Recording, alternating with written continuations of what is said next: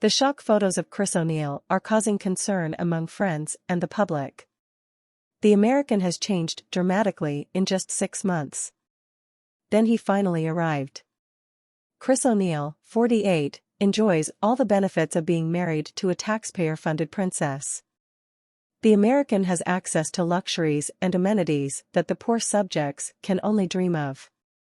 When the financier is in Sweden, he lives comfortably near Nybroplan in Stockholm in a 400-square-meter apartment that has been luxuriously renovated for over 12 million Swedish kronor at the taxpayer's expense and does not cost a penny in rent.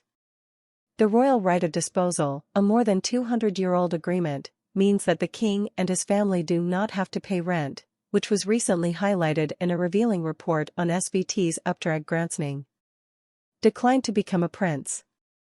Chris O'Neill is comfortable and well off thanks to Swedish taxpayers, but it's still not enough. The American does everything he can to avoid public events with the royal family. Margareta Thorgren, 59, the court's head of information, who is reportedly about to be fired, usually refers to the fact that Chris O'Neill is not a royal, but that he declined the princely title in connection with the wedding of Princess Madeleine, 40. Nonetheless, he can enjoy all the luxuries that Swedish taxpayers pay for, yet there is not a single expectation of the American since he so magnanimously declined a princess title. Ordinary manners do not seem to be enough of an argument for the financier to make an offer. Changed body constitution. In August, Princess Madeleine and her husband moved back to Sweden. In the end, it seems that the royals felt that Chris O'Neill will have to show some goodwill and attend the National Day in his future home country after all. Expectations were high. It was the first time in 5 years that the American had agreed to participate in the celebrations at Skansen. However, Chris O'Neill's presence at the ceremony was not marked by the joy of reunion. The big talking point after the National Day celebrations was instead the American's changed body constitution. Many TV viewers reacted to Chris O'Neill's revelation and contacted Stop the Press. The editorial phones were ringing off the hook. He can barely sit down, the button is sticking out. He's wearing a suit that's too tight, says one viewer. Why does he look so angry? His wife is so beautiful, Chris should be happy, says a woman. Isn't it time he started working out, asks one person. Gaining weight. It seems that the American has gained weight since we last saw him at Christmas, when he was caught on camera receiving Christmas trees at Stockholm Castle.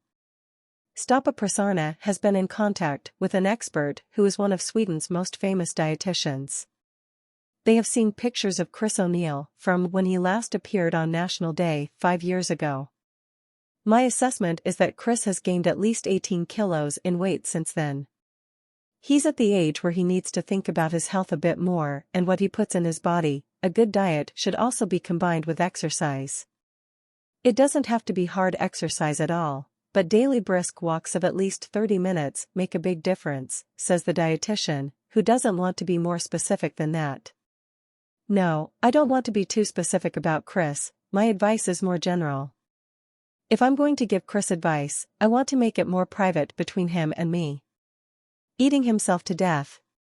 Stoppa Pressarna has also been in contact with friends of Princess Madeleine and Chris O'Neill.